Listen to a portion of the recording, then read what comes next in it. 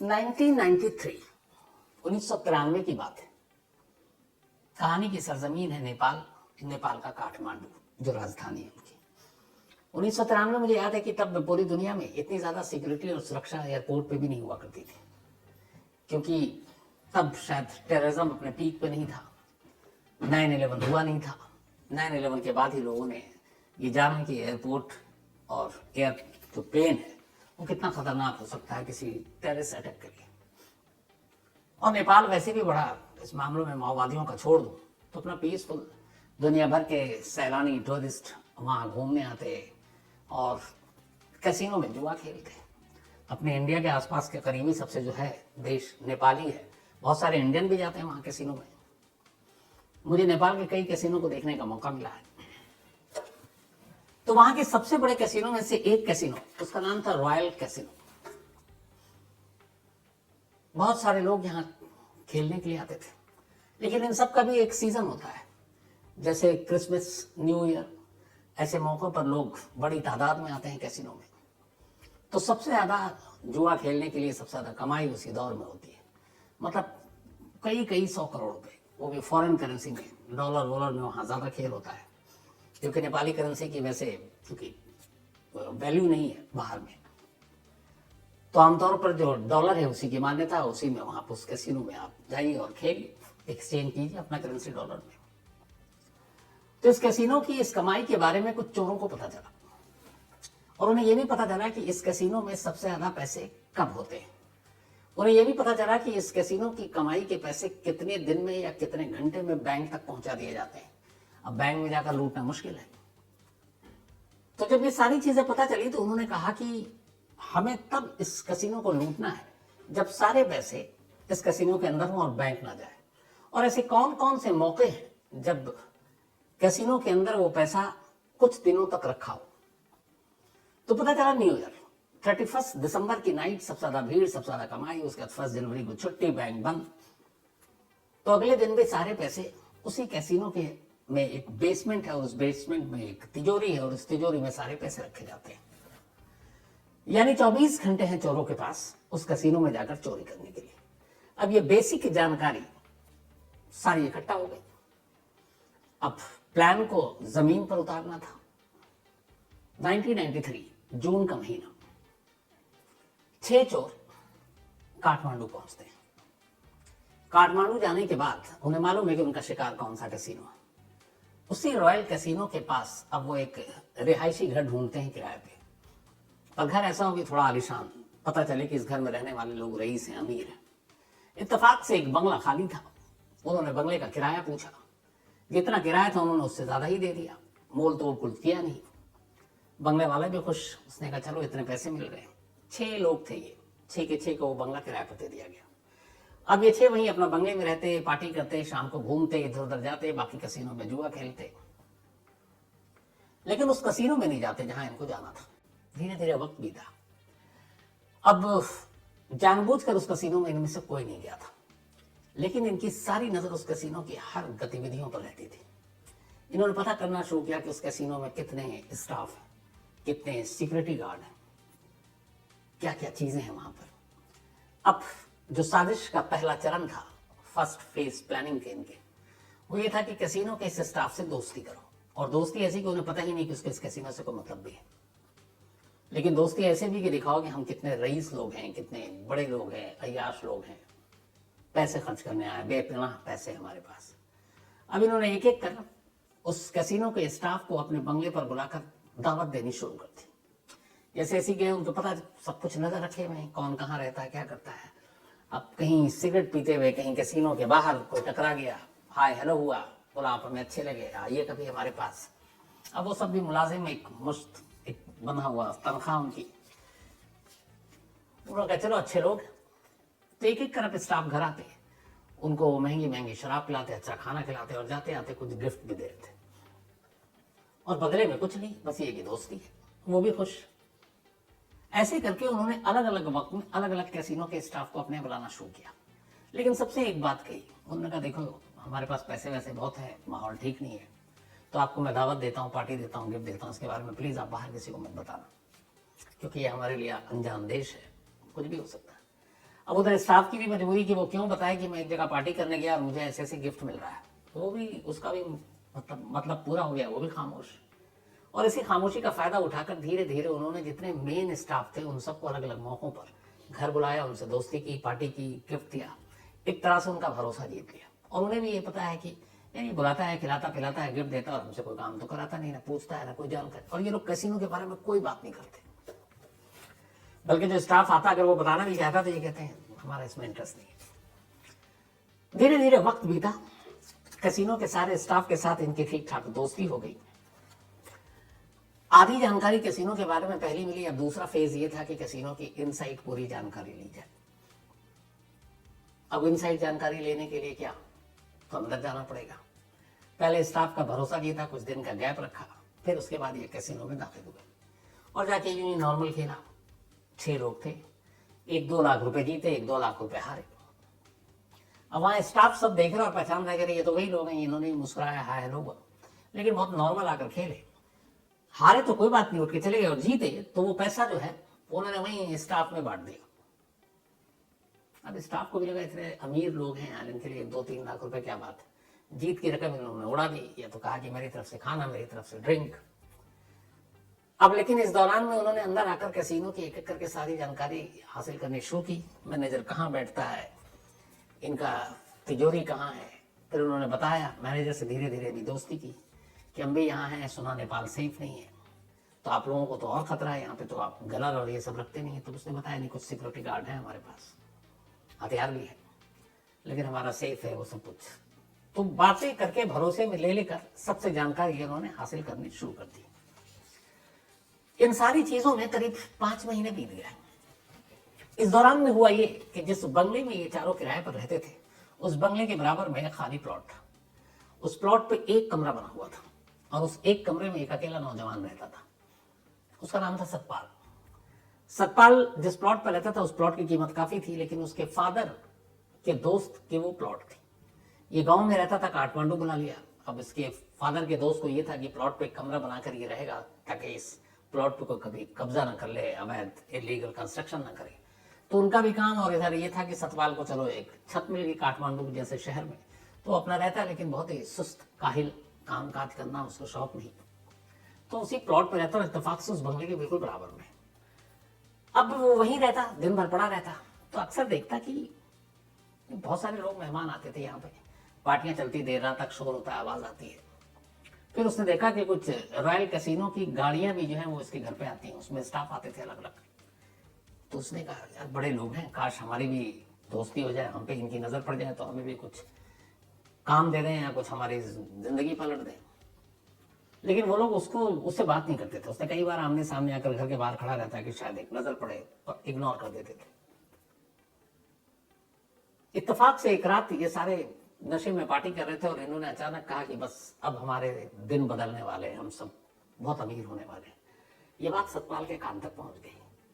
उसे लगा कि कुछ ना कुछ गड़बड़ है, ये लोग बाहर निकलते नहीं है, सिर्फ रॉयल कैसीनो के कुछ स्टाफ आते हैं। तो एक रोज फिर इसने कहा कि चलो अब बात करते हैं। वो गया, उसने कहा माफ कीजिए, हमने कुछ बातें सुनी आपकी, आप लोगों की तकदीर बदलने वाले, मैं बेरोजगार हूँ, मेरे लायक भी कुछ काम हो। तब वो सारे डर गए, उन्हें लगा पता नहीं इसको कहीं प्लान के बारे में पता तो नहीं है। उन्होंने टटोला, उसे कुछ पता नहीं था। तो उन्होंने कहा ठीक है चलो लेकिन उन्होंने ये नहीं बताया कि हमारा प्लान क्या है, हमारी साजिश क्या है। सतपाल को दूर रखा, पर अब उससे हाय हेलो कर लेते। करते करते 6 महीने पूरे हो गए।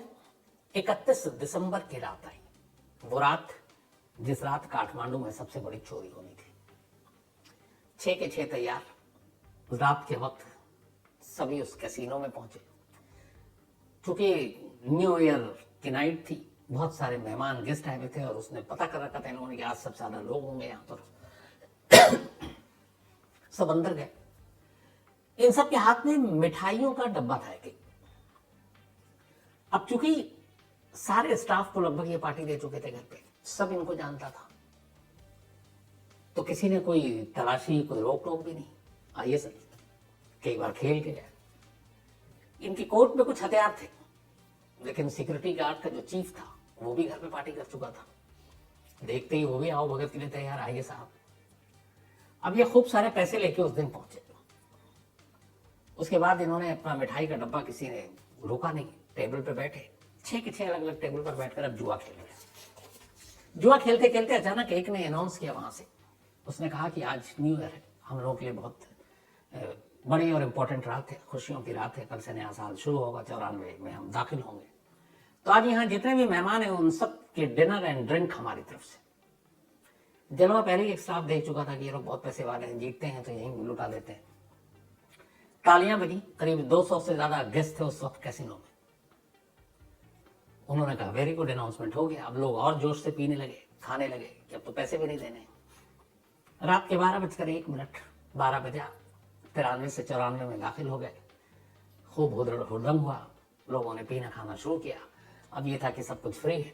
अब 12:01 पर जैसे ही सुई पहुंची, इन्होंने स्टाफ को सारे मिठाई के डब्बे दिए, कहा कि न्यू ईयर जस्ट ने सबको हमारी तरफ से मिठाई खिलाई।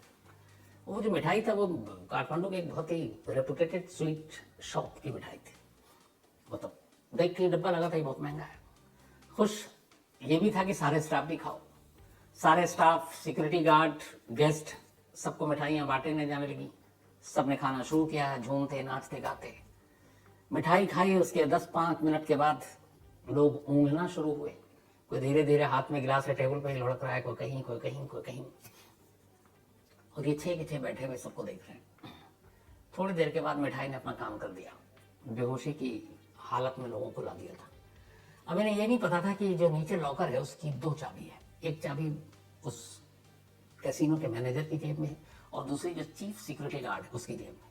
देखा तो चीफ सिक्योरिटी गार्ड जमीन पर बेहोश लुढ़का पड़ा हुआ है। मैनेजर थोड़ी सी होश में था, ऊँघा हुआ। मैनेजर की जेब से चाबी निकाली, सबके कोट के जेब में हथियार थे। अब उसके बाद कुछ ऐसे स्टाफ जो होश में थे, उन्होंने कहा इन सारे मेहमानों को एक हॉल में ले चलो। बराबर में एक हॉल था, सबको हॉल में डाला, दरवाजा बंद। उसके बाद 1-2 स्टाफ या 4 स्टाफ को इन्होंने करीब 2-3 या 4 अपने साथ नीचे ले गए, जो इनके पहले मेहमान रहे थे। उन्होंने कहा देखो तुम्हारा भी फायदा होगा, तुम्हारा कुछ नहीं होगा बुरा, हमारे काम में मदद करो। नीचे ले गए, चाबी से लॉकर खोला। अब उसमें डॉलर ही डॉलर भरे हुए, करीब कहते हैं कि उस वक्त 500 करोड़ इंडियन करेंसी में 500 करोड़ रुपए थे। अब इसको कैसे ले जाएं? तो उसी कैसीनो के बैग रखे हुए थे वहां पर, और वो बैग इसलिए थे कि जब कैसीनो में पैसे जमा होते थे तो उन्हीं बैग में डालकर और वो बैंक में ले जाया करते थे। तो बहुत सारे बैग थे। उन्होंने उस पैसे को निकालना शुरू किया, कुछ स्टाफ की मदद से बैग में भरना शुरू किया, करना शुरू किया।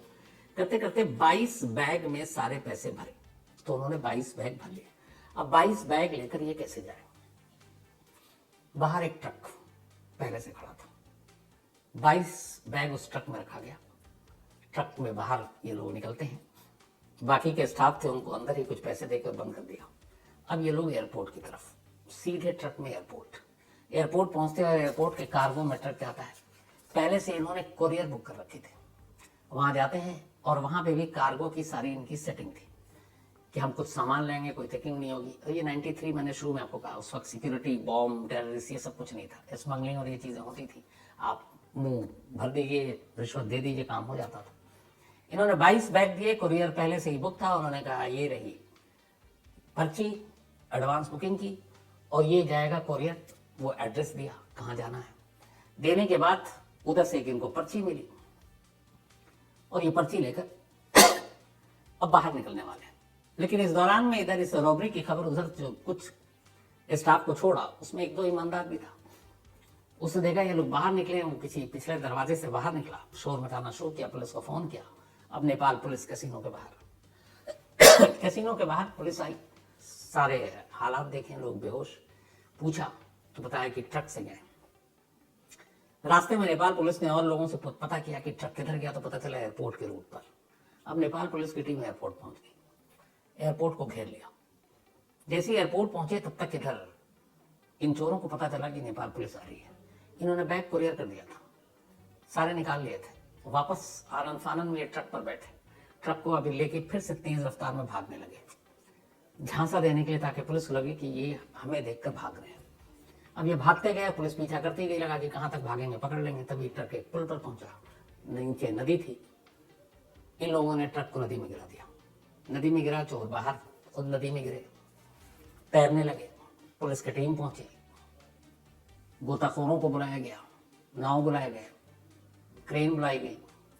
इसके बाद थोड़ी सी मशक्कत के बाद 6 के 6 चोर पकड़े गए। अब ट्रक की बारी थी, ट्रक खोला गया, ट्रक खाली, ट्रक में कोई पैसा नहीं। अब पुलिस हैरान, पैसे कहाँ गए? अच्छा, इन सारी चीजों में जो ट्रक जब पलटा, अभी तक पुलिस को यही है कि इस ट्रक में पैसे हैं जो कैसीनो से लूटे गए हैं, ये ट्रक नदी में है, 6 चोर पकड़ लिए गए, बस इस ट्रक को बाहर लाना है, खोलना है और सारे पैसे हमारे पास है। ये 31 दिसंबर की रात को हुआ, ये लोग सुबह निकले थे और अब शाम हो गई थी 1 जनवरी की, मतलब करीब 12-14 घंटे बीत चुके थे। इन्हें ट्रक को निकालने और क्रेन से मेहनत लगता है।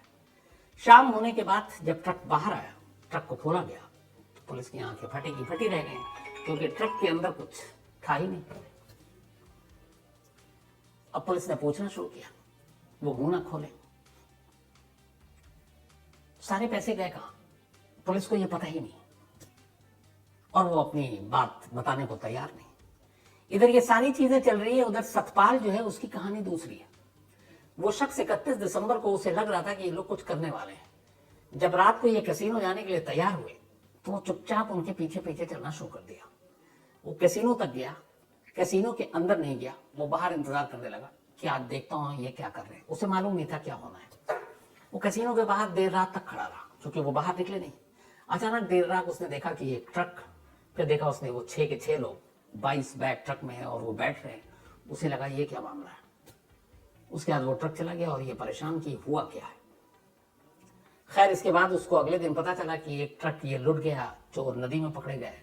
वो फिर लोकेशन पे गया तो वहां उसको पता चला कि ट्रक तो खाली था। इधर ये पता चला 22 बैग में पैसे थे, तो कुछ समझ में नहीं आया।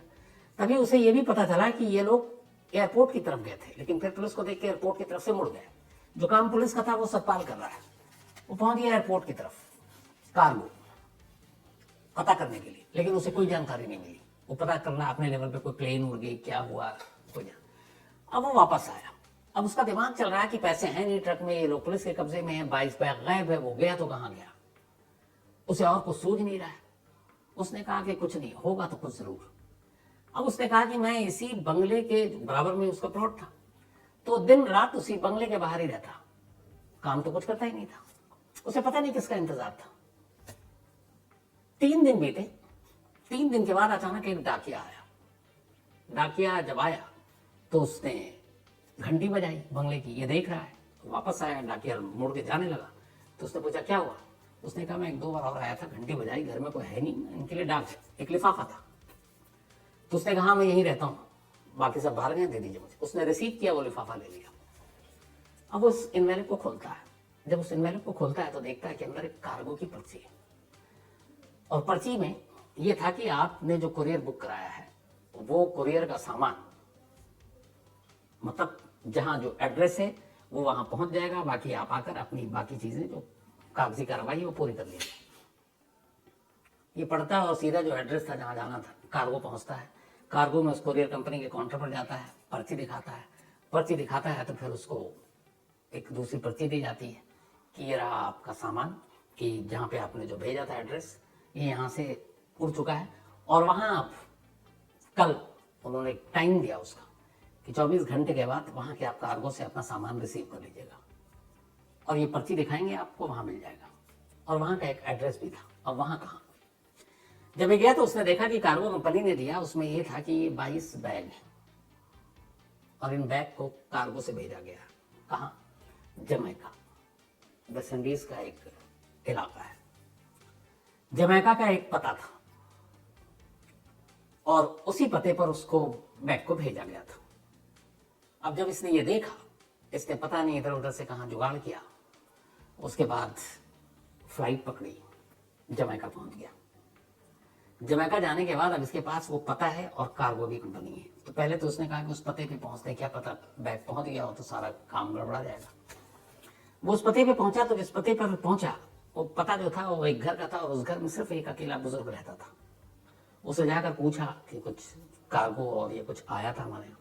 बुजुर्ग ने कहा नहीं। बुजुर्ग बेहद बूढ़ा और अकेला। उसने कहा चलो शुक्र है कि कोई आया नहीं। अब वो उसी घर के पास रहने लगा। इसके बाद एक रोज अचानक एक डाकिया आया वहां में, कि आपकी ये पर्ची है, ये कार्गो है, सामान आया हुआ ले लीजिए। ये पर्ची इसने खुद रिसीव की, उसको लेकर एयरपोर्ट गया। एयरपोर्ट जाकर वो पर्ची दी, इसे 22 बैग दिए गए। वो बैग लिया। उसके बाद से सतपाल कहाँ है कोई नहीं जानता। इधर 6 के 6 नेपाल पुलिस के कब्जे में। पुलिस ने उनसे तमाम पूछताछ कर ली, उन्होंने कुछ कहा नहीं, जेल भी भेजा। फिर ये कहा तुम सच बताओगे तो सजा कम हो जाएगी। आखिर में 6 के 6 टूट गए और उन्होंने बताया कि हमने ऐसे ऐसे किया था और हमने ऐसे उसको जमैका कोरियर किया था। पूछा क्यों किया था, तो उन्होंने कहा कि हमने सारी प्लान कर रखी थी। अगर हम चोरी के बाद पकड़े भी जाते तो हमें मालूम था कि हम में से 1-2 तो बच जाएगा और पैसे निकालने थे यहाँ से, तो 1-2 भी कोई बच जाता वो सीधे जमैका जाता, वहाँ पैसे रिसीव करता। हमें यहाँ अपने चोरी के जो बाकी थे सजा काटते, वापस हम भी जमैका जाते और फिर ऐश करते। लेकिन इत्तेफाक की बात यह कि 6 के 6 पकड़े गए। और उन लोगों ने पूछा कि हमारे एक पड़ोस में सतपाल नाम का शख्स रहता था। पुलिस से कहा क्या वो अभी भी है उस खाली प्लॉट में। पुलिस की टीम भागी तो पता चला कि सतपाल इस चोरी के तीसरे दिन से गायब है। 6 के 6 हंसे, मतलब उनके मन में यही बात थी, चोरी हमने की, ऐश कोई और कर रहा है। आज भी ये रहस्य है कि वो सतपाल है कहाँ, पैसे कहाँ है। नेपाल पुलिस को वो पैसे कभी नहीं मिले। तो ये